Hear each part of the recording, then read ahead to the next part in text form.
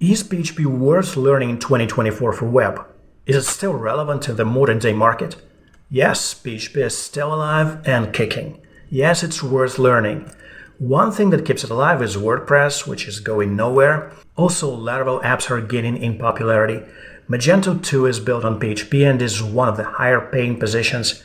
PHP is the easiest backend language to host these days.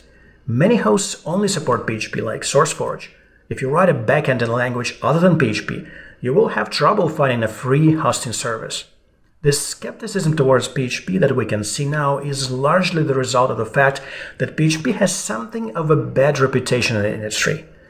This is because early versions of PHP were bad, like really bad. Many of the worst problems with PHP have been repaired in modern versions, but it's still not really beloved anywhere. And yet, many websites are still written in PHP. There are probably over 100,000 programmers out there who work on PHP every day. PHP has evolved a lot since 5.4, and it is no longer considered a toy language. It is not as fast as C#, Golang, or Elixir, but development costs are much lower. In most cases, you don't need an app that's going to handle 50k requests per second. PHP's bad reputation comes from its flexibility. It is too dynamic and allows you to write code that would not compile in another language.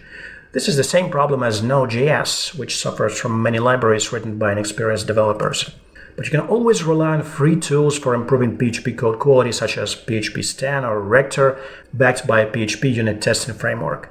But as Bjorn Stroustrup said, there are only two kinds of languages: the ones people complain about and the ones nobody uses. Hope this answers the question.